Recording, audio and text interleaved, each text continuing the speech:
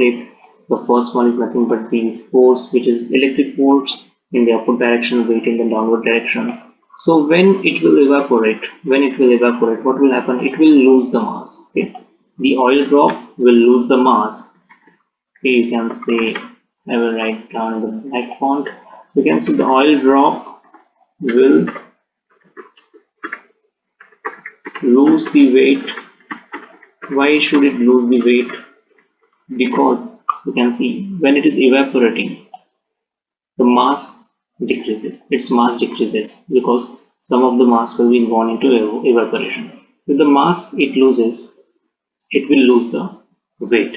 But it is not, it is not losing the charge. That means upward force, that is the electric force, is as it is, but the weight is decreasing. That means what is the final value? You can see the electric force, or force due to electric field, force due to electric field, you can say this is more than the force due to the weight, force due to the gravitational field, or you can say it is nothing but more than the weight. So I can write down over here, this is nothing but force.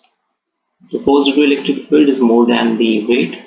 And what is our final conclusion? Final conclusion is nothing but it will move in the upward direction. Okay, so drop will move up. It will move up. Why it move up? Because since the charge is same, this electric force will be same. And if the evaporation is occurring, it will lose the mass. That means it will lose the weight. So now we have this upward force is greater than the weight, and it will go in the upward direction. So I hope you understood this problem. Now we will move towards the next problem. So the next question: a plastic rod is rubbed with the cloth and becomes positively charged. After charging, the rod is held close to the suspended table tennis ball. The table tennis ball is covered with the metal paint and is uncharged. So the situation is shown over here. This is the this rod is given over here, and it is shown that it is nothing but the positively charged. Entirely, it is a positively charged rod. Okay, I'm just drawing it just to indicate it is a positively charged rod, and which is held close to the tennis ball, and we have a metal paint over here outer side, so it becomes a metal. It will behave as a metal. And this is uncharged. Basically, it does not have any charge. So describe what happens to the charges in the metal paint on the ball as positively charged rod is brought close to the ball. So it is again the example of the static electricity. This positively charged rod is held close to the tennis ball. They are not touching each other, and we had seen the electricity, static electricity. We have three ways. The third way was nothing but the static electricity by the induction. So we had seen this static electricity by the induction.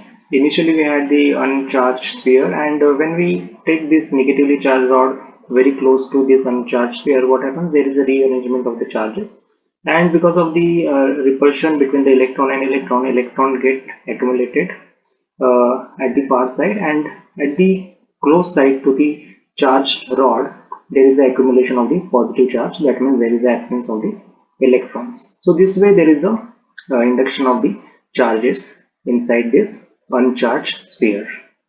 The same thing is happening over here. This positively charged rod is held close to this tennis ball. You can see this inside this metal. You can see this side it will acquire the negative charge, and you can see opposite side it will acquire the positive charge. The same amount of positive charge it will acquire in the opposite side. So you can see here these positive charges are on the opposite side, negative charge which is close to the this positively charged rod. So there is just the rearrangements of the charge. So the question is what happens to the charges in the metal plane as this rod is brought close to this tennis ball. So what will happen? Now we can write over here this way. So here electrons, or I can write the negative charge because electron is nothing but negative charge, negatively charged object. So electrons or negative charges move towards the rod. Okay, so there is just the rearrangement of the charges inside the ball. You can see the electrons or negative charges move towards the rod. Only in the metal plane because that is only the metal part. Now we'll move to the next part, that is the part B of the question. The ball is attracted towards the charged rod. Explain why this happens given that the charge balls are uncharged. So you can see there is only the rearrangement of the charge. This body is basically positively charged. This body is a positively charged, but this body is a neutral overall because the number of positive charge is equal to the number of negative charge. So overall body is uncharged. Still there is the attraction. Why there is the attraction? You can see this side entire rod is positively charged, but here this side of the ball is negative charge. So there is the attraction between this negative charge and this positive charge. So here negative charges are, you can say, close to the rod, and that's why we have an attraction between the negative charge and the positive charge. And so there is an attraction between this negative charge and the positive charge, but simultaneously there is a repulsion between this positive charge and positive charge. So we can say there is a overall attraction because the attraction between these unlike charges, that means the negative and positive charge, is greater than the repulsion between these like charges, that is positive and positive charge, because we have both attraction and the repulsion, but the attraction is greater than the repulsion. So I can write here attraction between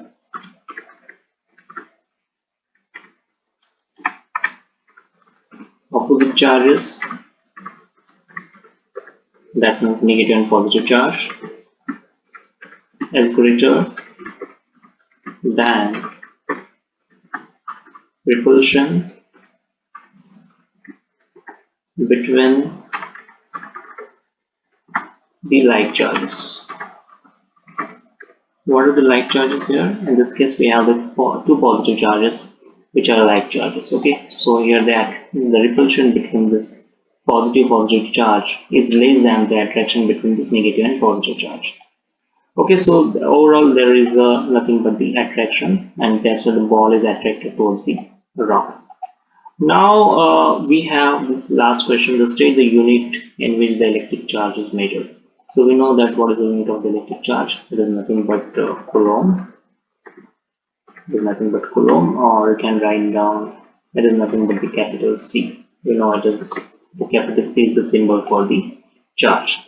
So I hope you understood this problem. So just move to the next problem. Now next question is this. This figure shows two parallel conducting plates connected to a very high voltage supply. So you can see here these two oppositely charged plates, positively charged, this is negatively charged. They are connected to a very high voltage supply. The left hand plate is positively charged and right hand is nothing but negatively charged. So question number 1 is that in 10.1 figure, this figure, draw the electric field pattern produced between the charged plates and use arrows to show the direction of the field. So similar question we had just seen, and we know that the electric field is nothing but which is going from the positive charge and towards the negative charge. So we have to draw this line.